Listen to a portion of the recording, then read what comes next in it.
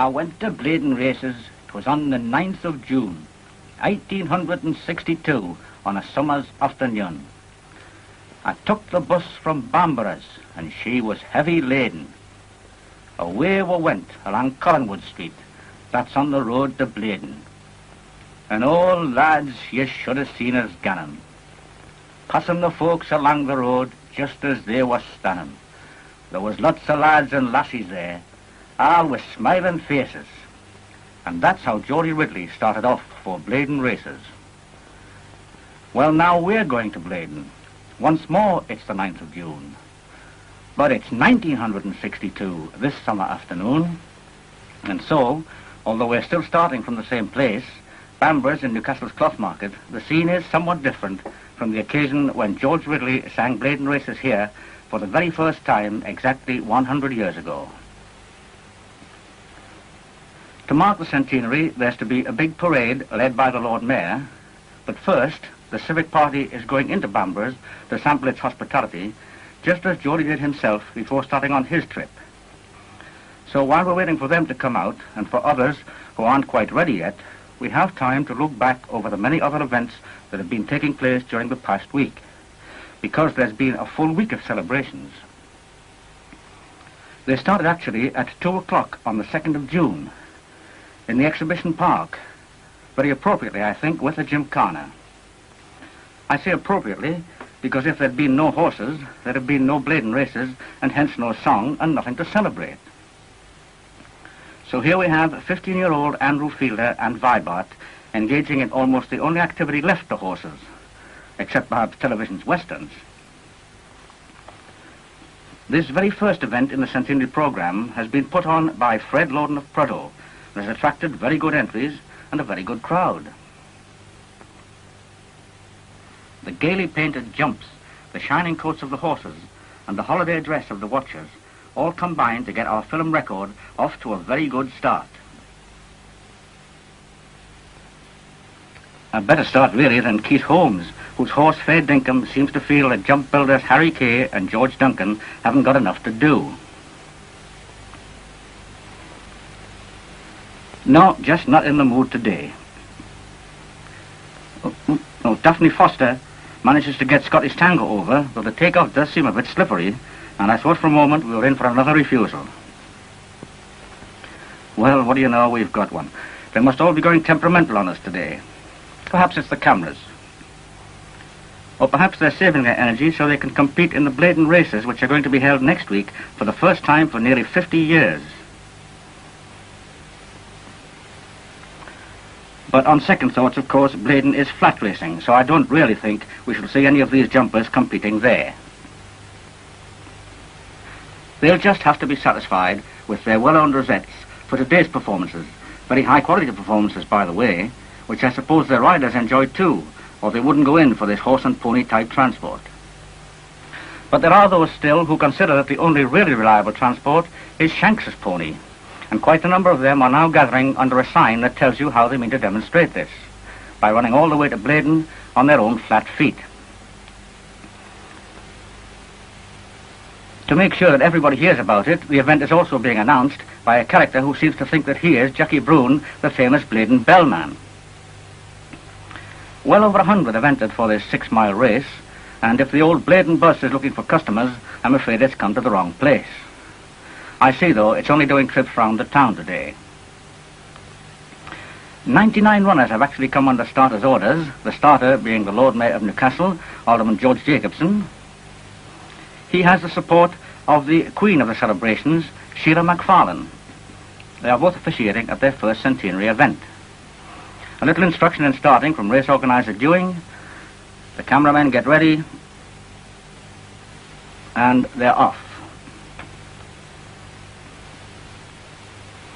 Away they go along Protto Street. That's on the way to Blaydon today, even if it doesn't fit the music quite as well as the original words. And then they come down Percy Street,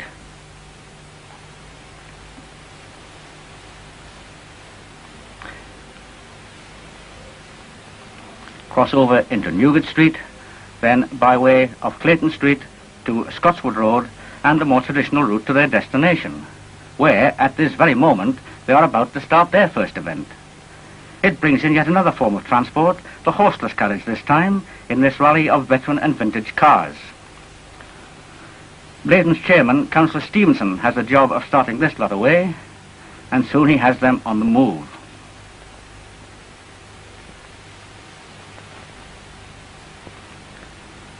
There are a lot of curious and interesting machines in this rally, which is the best in these parts for a long time, no fewer than 30 cars having entered.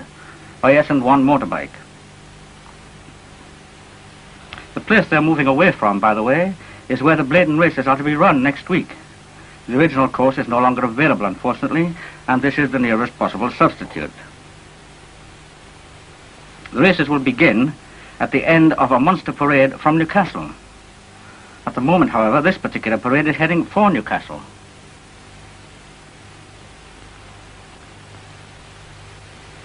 But it is going by way of Blaydon, where many citizens have turned out to see the cars pass through. They have a second attraction as well, because the runners will also be arriving here in due course. Not for some little time yet, though. The leaders are just about now coming down to the railway bridge. Yes, Tommy Elliott of Gateshead is the man in front, with the other 98 now considerably spread out behind him. We had hoped to show them all together at this point, with the young runners heading west and the old cars going east. But the police thought it better to hold up the cars at the other side of the bridge until all the runners were through.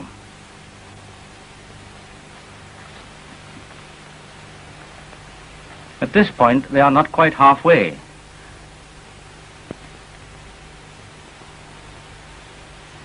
So the folks at Blaydon will just have to wait a bit extra. The finish line is rather optimistic in its time of finish, I'm afraid. If they'd really got there by 3:15, they'd be the fastest men in the world. Meanwhile, the cars have got moving again and appear to be finding the climb rather heavy going. But at least they are still going, and most of the people concerned seem to be enjoying themselves.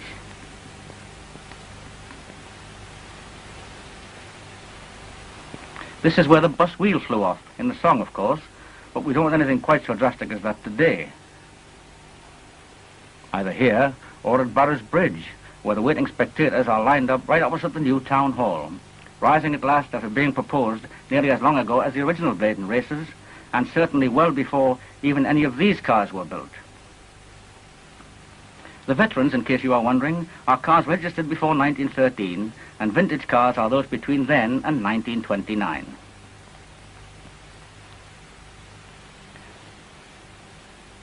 They swing round into Clement Road, getting a wave or a cheer as they go away up the home stretch, and with the 1903 bike leading the way, make their entry into the park. This is an event where everybody gets a prize, usually a plaque, as long as they complete the course. That is, once they pass this sign.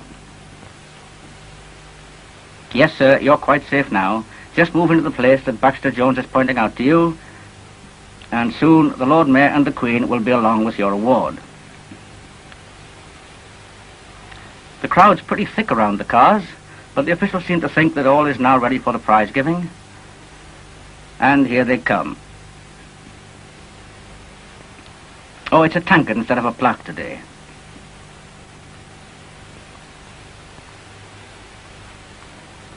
The onlookers have pressed in so close that some of them nearly get tankards as well. But with a little care, they manage to get all the tokens into the right hands.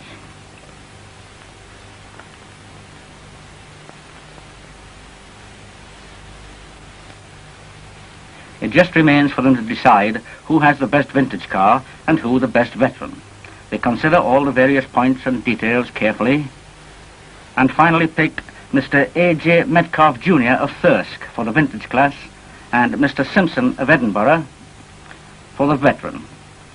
They get a second tankard for this, and we have just time to congratulate the Clino and the 1910 Ford, respectively, before hastening back to Blaydon, where the runners are due at any moment. An attractive policewoman is trying to keep the way clear to the finish sign through the eager crowd, and looking up the street, we do manage to get a good view of Tommy Elliott coming home to a comfortable victory. But all we see is a green flash as Arthur Dennis runs into second place. Jack Hillen, who is third, gets a little more elbow room. The winner's time was 29 minutes and 41 seconds, if that means anything to you. It seems to be generally considered a pretty good effort. We won't have time to wait for the whole 99 to finish, though. I expect they'll all want to, because there are all sorts of prizes to be won, 36 altogether. Oh, look, this chap saved a special bit of puff for a real grandstand finish. And back in Newcastle, there are other men who have saved their puff for quite a different purpose, namely to compete in the brass band contest at the City Hall for one of the main prizes of the week, the Geordie Ridley Silver Trophy.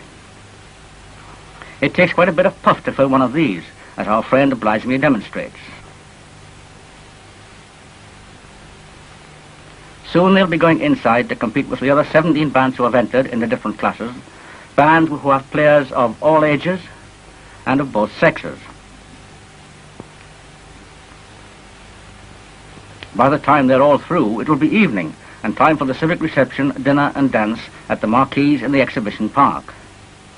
Many of the guests are civic dignitaries from other places in the district, as in this case the Mayor and Mayoress of Whitley Bay. Inside the tents, all is gay and festive, and the guests are welcomed by a reception committee consisting of the Lord Mayor and Lady Mayoress of Newcastle, the Sheriff, Alderman Mrs. Scott and the Sheriff's Lady, Councillor and Mrs. Stevenson from Blaydon, the Centenary Queen, Councillor and Mrs. Cuthbertson of Newcastle, and Councillor and Mrs. Rudge of Blaydon. Councillors Cuthbertson and Rudge are Chairman and Vice Chairman, respectively, of the Celebrations Committee.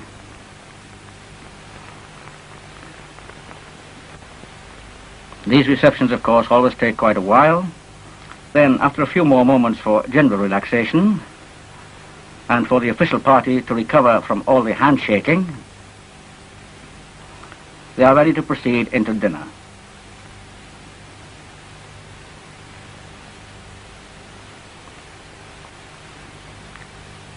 Once they have been duly installed, the evening goes its appointed way. The unusual surroundings, the decorations, the dresses of the ladies, all combine to make a most attractive picture. With dancing and general sociability to follow, a good time is had by all. Oh, if you don't see Councillor Stevenson around, I expect he's gone home a bit early, because he has a most important appointment in the morning. And that is to start off a cycle race or Tour de Blaydon from the town square. The cyclists all seem to be here and ready, and yes, I see him, there he is, complete with flag and obviously enjoying the job very much on this cheerful sunny morning, with the gaily dressed riders and the decorations making the place look quite continental. The start is quiet and easy. Though the course is a mere 15 miles long, they have to cover it 7 times in all, making a total of 106.4 miles. To conserve energy at the beginning is therefore understandable. So they are still in a solid bunch as they come to Swallow Roundabout for the first time.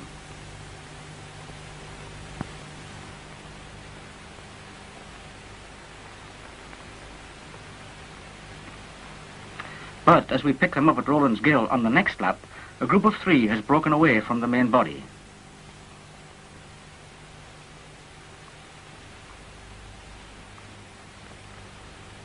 For a fine Sunday morning, the roads are remarkably free of other traffic. Moving on round the course in the opposite direction to the competitors, we see that as the laps mount up, the number of riders seems to go down. No doubt the steep climb up Summerhill Bank becomes a little tiring after the 4th or 5th time. But now the signal corps, who are handling the race communications, get word that the leaders are approaching Swalwell for the 6th time.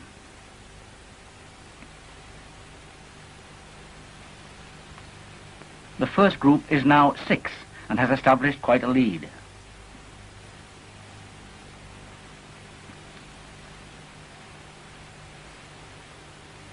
Then comes a very small group, in fact the smallest number that can be called a group.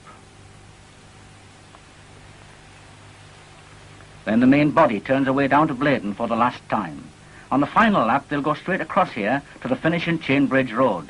There are great hopes for a local winner in the person of Bill Beatty, reported well up in the last lap, and here they're getting ready for the winner now. He's coming in. It's Bettinson of Lakeland Division, but here's Beatty battling it out for second place with another Lakeland rider, and he just makes it, to the crowd's great delight. Soon they're all in, and it's over to the prize giving, where the Goldsmith silver tankard is duly handed to Bettinson.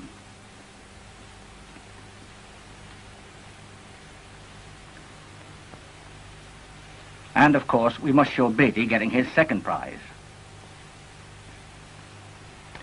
This next chap came all the way from Australia. No, not on his bike, so it's rather nice that he should get a prize too.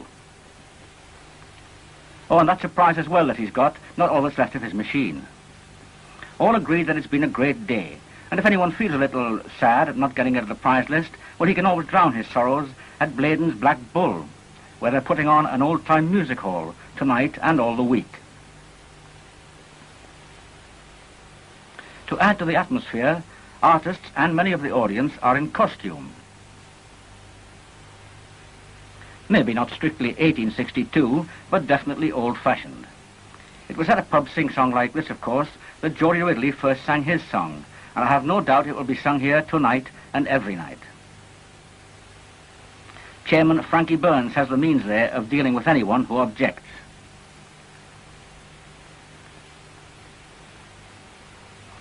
As I thought, they're lining up now for another performance of the famous tune, but I think that this time we'll desert them in favour of some younger performers at Newcastle City Hall.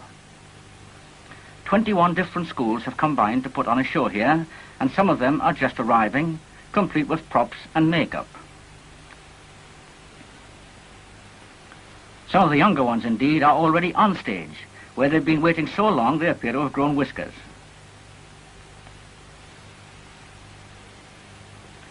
A charming picture. It's no wonder the audience thinks so too, even if it is largely made up of their mothers. The accent is also on youth at another event, called in fact a Festival of Youth, this time put on by local youth organisations, who offer dances, songs and scenes from the last 100 years.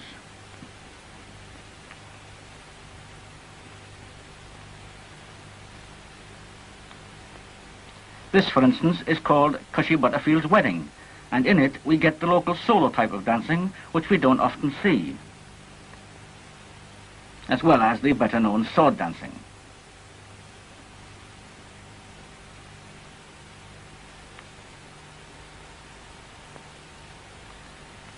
Everyone seems to be thoroughly enjoying it.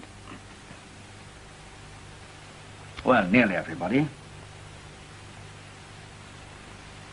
The Boy Scouts put on a campfire sing-song, and other such groups as the Church Lads Brigade and the Army Cadets are also taking part.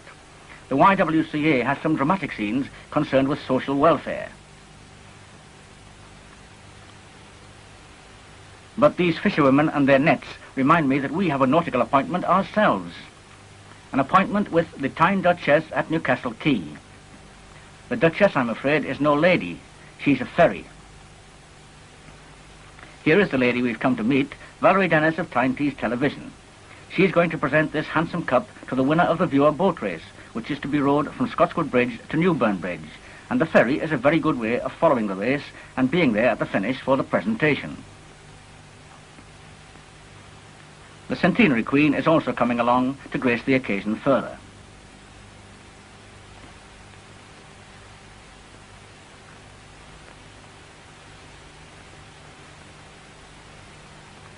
So, with Blaydon races getting a little mixed up for the moment with Wheel May the Keel row, our boat moves off under the 4 Newcastle bridges to where 4 boats are waiting under Scotswood Bridge.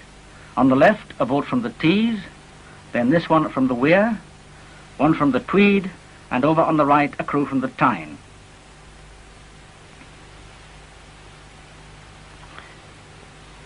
With the arrival of the ferry, they move into place for the start, and off they go, splashing a little as they set off on their row of 3 miles and a bit, with conditions just about perfect, no wind and no tide.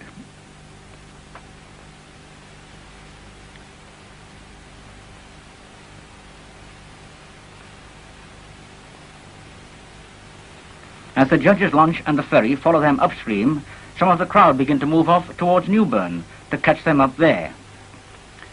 But we come down to meet them as they round the bend at Blaydon, with Blaydon church clock showing up well behind them. We see immediately that we have established a considerable lead, as they come rowing on into rather historic waters. From the Blaydon Races' point of view, the North River bank, that is the bank just behind them, marks the site of the first Blaydon racecourse. At that time it was an island, with the Tyne flowing in narrow streams on each side. Now there is only this one stream, quite broad enough to take all 4 boats abreast if necessary, but it's very much line astern, with Weir increasing their lead, and followed by Tyne. Tweed comes next, just emerging into the sunlight, and Tees brings up the rear.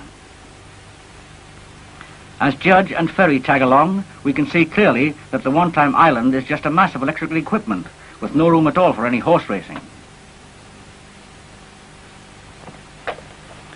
Looking downstream now from Newburn Bridge, the racing situation appears to be quite unchanged, and I can take time to tell you that the Weir boat is now passing the site of the second Blaydon racecourse. This is to our right, on the south bank, and races were held there until 1916, when a riot put a stop to them until now. It's obvious that this site is equally all-electric. The racing, unfortunately, is not very electric, as the Weir boat, manned by a crew from Durham School, practically freewheels home, umpteen lengths ahead of the second. A very comfortable victory. Tyne and Tweed make more of a fight of it for the next place, with Tyne winning this secondary battle. And then a little later, Tees manages to complete the course also.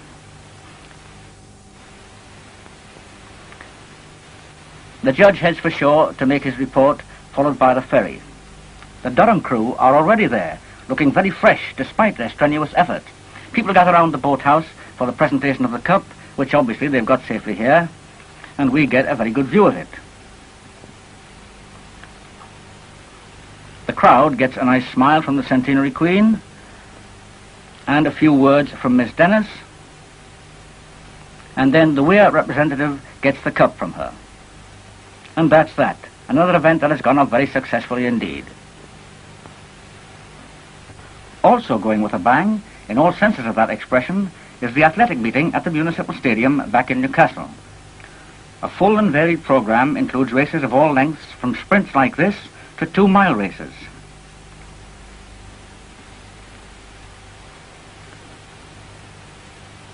Events for young people as well as men and women, of course. Among the competitors is Joy Griefson, international star from Darlington, and she's puffing a bit because she's just won her heat in the 100 yards. She's also entered for this 880, but as the very varied field moves off, I don't seem to see her anywhere.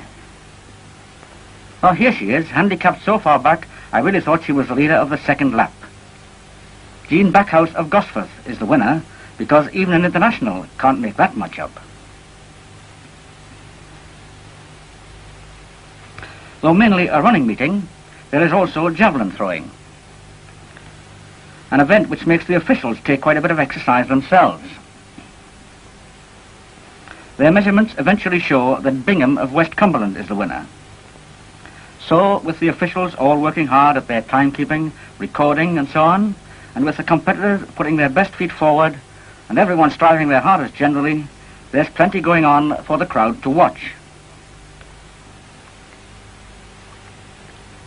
But away on the town moor, Brian Holden is watching the crowd as they come streaming across to the motorcycle scramble. This is the first time that anything of this nature has been permitted on the sacred turf, and it's fallen to the Seaton Delaval Motor Club to organise it. The varied and colourful garb of the competitors is sometimes challenged by the dress of the spectators. But it all makes for gaiety as the riders get their machines ready.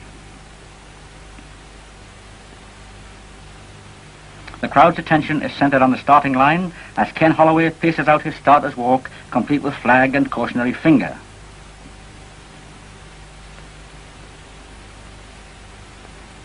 And away they go, following a course laid out round the top of the Cow Hill, which is not really very difficult, although a bit rough in places.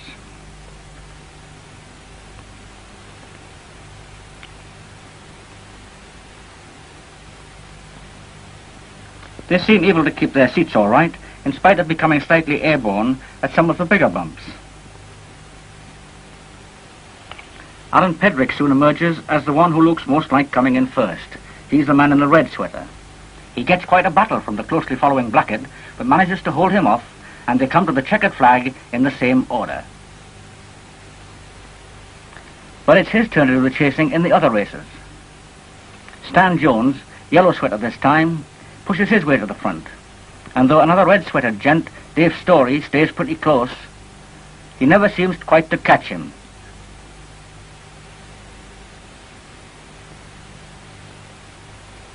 And though close, at the finish, it's still Jones.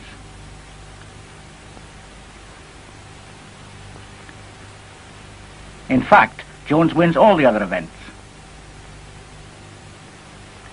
Oh, that doesn't include this sidecar event. He isn't competing in that one. It's getting a little misty, too. I hope we'll be able to see what's happening, because this form of racing is always popular with the crowd. They like to see the sidecar riders, or chairboys, as they're called, go through their remarkable acrobatics, as they try to keep their machines on a level keel. In spite of the apparent risks that they take, it's very seldom that they come to grief.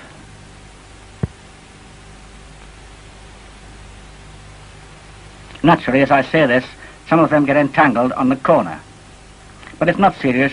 The green flag soon gives the right away, and the racing goes on again until it ends in a comfortable victory for Jack Martin in the saddle and Bob Hurst in the chair. And they come very fittingly from Blaydon.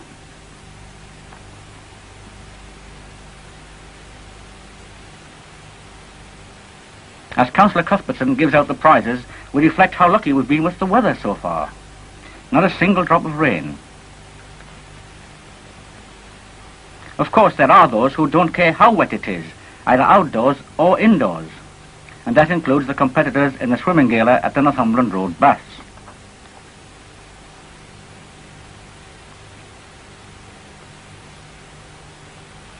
Here also the organisers report a very good entry.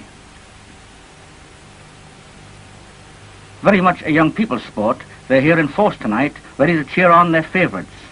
In the men's breaststroke, they seem to be unanimous in encouraging Neil Nicholson, a young man from Gateshead and a prospective international.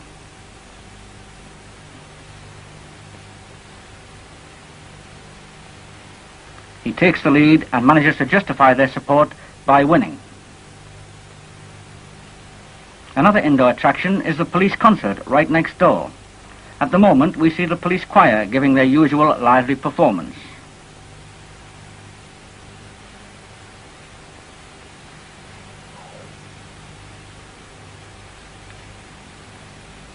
A performance obviously much to the taste of the large and enthusiastic audience. To get a Blaydon angle, Mr. Frank Burns and his associates have been brought in to provide a laugh and a spot of glamour.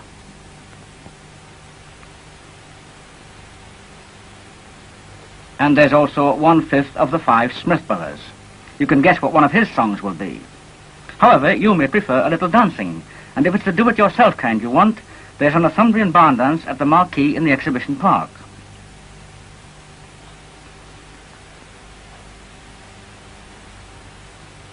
Purists may object that the kilt is not Northumbrian, but at least it's very picturesque. If this type of dancing is too energetic for you, you might try the more leisurely old-time stuff, you know, the waltz and hand-on-hip type that we see so much on television. Or, of course, the slow, quick, slow of the quick-step and foxtrot, still practically standard at most dancers. And if all this is too utterly square, well, how about a bit of trad as at the teenagers' dance? This is energetic and varied enough, though they all seem a little solemn, don't you think? Quite complicated too, though if you want something really exotic, the Festival of Traditional Arts at the Mayfair Ballroom should produce it for you. What about the Britannia coconut dancers, for instance, with their garland dance? They come from Lancashire, and I'm not sure whether their blackface makeup is to make them look foreign or just like pitmen straight from work. Anyhow, they're certainly different. Technically, I suppose this is a foreign dance too. I have an idea that it's not traditionally correct for the lady to wear the kilt, but who cares anyway? Here we have a local touch, with the Morris men from Newcastle, Monkseaton and the Derwent Valley combining in this masked Morris dancing. But for the genuine exotic bit I mentioned, here are the West Indian mellow tones in the limbo. You know, the one like a high jump in reverse, where the bar gets lower and lower. It seems he cannot possibly get under, but somehow he always does. And that completes our survey of the events preceding the parade, just in nice time to get back to Bamburgh's, where they're almost ready for the off. Outside, in fact, they are ready and just waiting for the others to come out. Inside, the announcer is about to introduce the final act. More dancing as it happens, and fairly exotic too. The gentlemen smile in anticipation. I don't know if they did this in Jory Ridley's time. Perhaps that's why he came here. Anyhow, that's the end of the show, and it's time for the revellers to get on their way. They move out into the sunshine where their carriages are waiting. The Queen seems to be having a little trouble getting a crown on over her hairdo. The Lord Mayor, in robes and chain, leads the civic party to the coach as other heavily disguised councillors emerge. The rest of the civic party climbs aboard, and away they go along Collingwood Street. That's on the way to Blaydon. The others follow in a fine array of old-time transport. I wonder where they get all the horses from nowadays. Most of the celebrations committee are on the old Blaydon bus, now setting off on its long-delayed journey. And I'm sure there's room on the Derwent coach for the thirsty gentleman, but seemingly he prefers to walk. Only the leaders of the procession start from here. At the central station and along the road, other floats and bands will fall in behind them. Here's the RAF band waiting, but now the Coldstream Guards band has taken its place at the head of the parade, and at last we're really going along Scotswood Road to see in due course those Blaydon races. There's lots of lads and lasses here, and all with smiling faces as they cheer them on their way to the sound of appropriate music.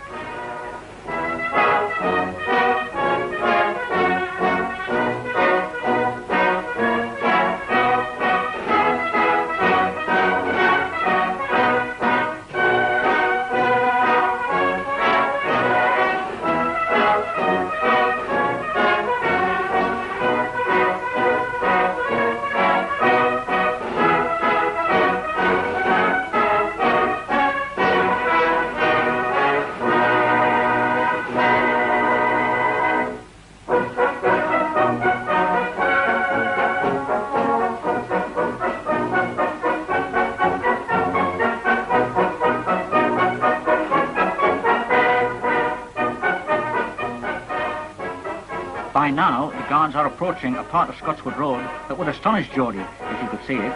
The new skyscraper flats, which are replacing the old slums and restoring something of the greenery and space that were beginning to disappear even in Ridley's day. And it seems that all of their inhabitants have flocked down to line the route and watch the bands, floats, and even the occasional solo turn pass by at close quarters.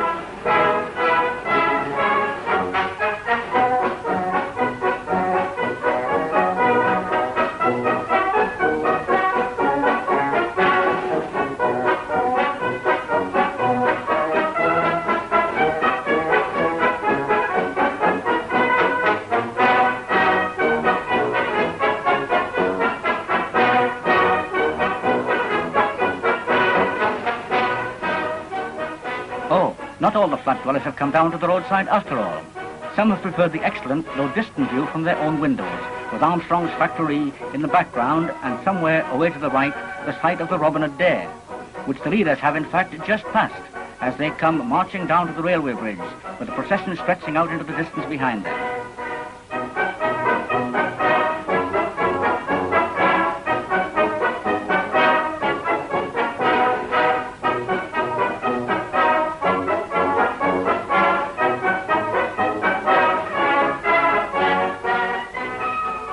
We are watching all this from a suitably elevated angle, as this is the place called Paradise in the song, the place where some bonny games begun, including dancing and singing, and quite a bit of that is going on today on the various displays that are going past,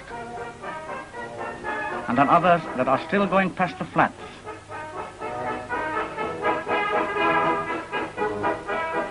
And even on others right back at the beginning of the road, where new items are still joining in, although the first ones are already passing over Scotswood Bridge to make a 3-mile-long stream of colour and gaiety.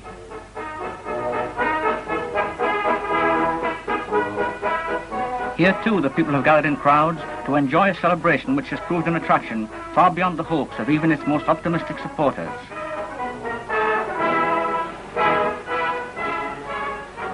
This is the Tyne or chain bridge of the song. It was once suspended from chains, and once over here they are really on the last lap with Blaydon close ahead.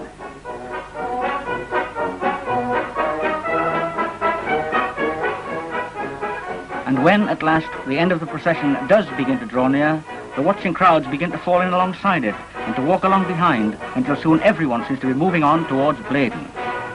But Blaydon is already packed. With the procession due at 3 o'clock, every vantage point is jammed with a solid mass of spectators. The guards arrive bang on time and with still enough breath for a final rousing rendering of our theme tune. A very happy Centenary committee waves final greetings as their journey comes to its triumphant end. Everyone seems to have survived the 5-mile trip very well. I mean particularly, of course, those who have had to walk it. And there's applause for all of them as they make their way past. The other old-time bus makes a very dashing exit. And soon now, the Derby and Joan Club will be able to get a real cup of tea. The music you have been hearing was played by the Crook Hall Colliery Band, and here they come now.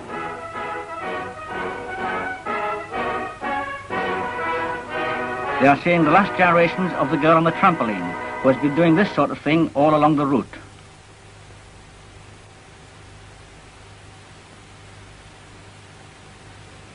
Oh, what a pity that Anton Tower just won't go under the very last strip of bunting. And the final hill has been just too much for these gallant riders of the penny farthings. Then, just as we are thinking that every colourful idea has been used up, along come the children's jazz bands to make a wonderful finale to this great parade. Their banners tell you who they are, but just in case you missed that first one, these are the South Shields Cleadonaires.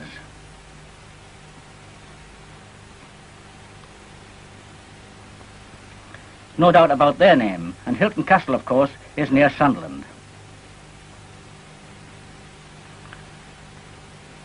Typical of them all, I think, is the little girl in the front rank of the Skyliners on the right.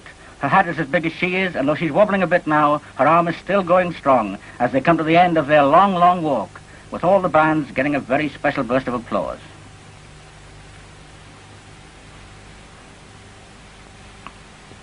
This veritable sea of people shows where the parade is ending.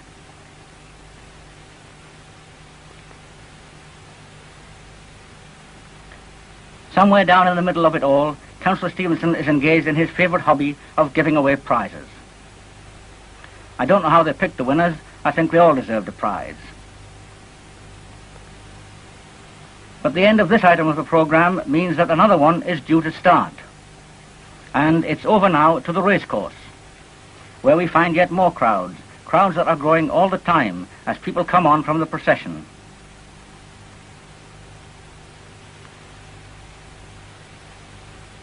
Many of them take the opportunity to have a picnic. The whole thing, in fact, takes on more the air of a family occasion rather than a formal race meeting. Though for the bookmakers it is strictly business as usual. Or perhaps not quite as usual even for them, for the card today includes sulky racing or trotting. a form of horse racing not often seen around these parts, so that's something else to make Blaydon Races Day just that little bit more memorable. The sulkies are the little carts or buggies that the horses are pulling, and if they break into a gallop or canter, they are disqualified.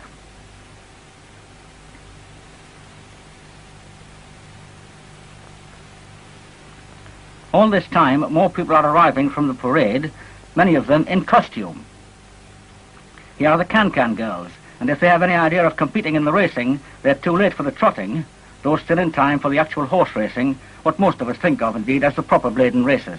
They're lining up now, and they're off. The field of 5 makes a very spirited start in this first race since 1916. Sea-Song taking the lead as they gallop away round the course. It's a very attractive picture, the green of the grass and the trees, the silks of the jockeys, the horses, all against the background of the crowd. A picture just as memorable as the well-known Blaydon Races painting, though somehow much gentler than the original. And as the horses come to the last turn, it's still Sea-Song. Castle Rock puts in a final challenge, but Sea-Song holds it off, and once more we have a horse coming home to victory in the Blaydon Races. But there's one difference. The winning jockey today is a girl, Margaret Heinsohn. What would Geordie have made of that, I wonder? There are more races to come, but we'd better make another move. Back to Newcastle and the final fling at the Marquee, where the Right Honourable Hugh Gateskill, as guest of honour, is just leading off in the dance. The crowd is gay and festive, and with all their duties completed, very successfully too, the officials can now relax. Organiser Miles can organise a few steps for himself and Mrs. Miles, even if these don't quite go with their Victorian finery.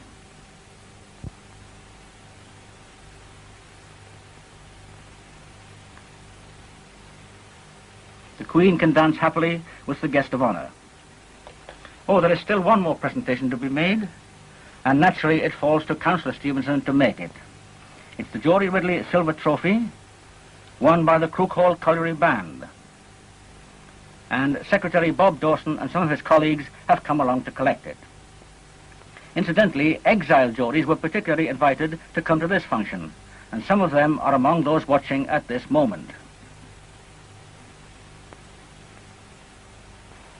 Most of this group, in fact, come from a faraway place called Wild's End, but there are one or two of them from Coventry.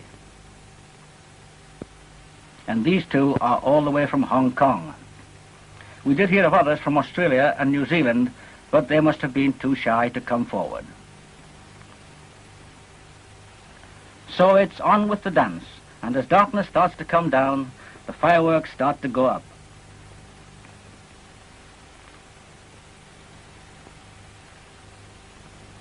They light up the racecourse at Blaydon as the final event of a week of celebrations.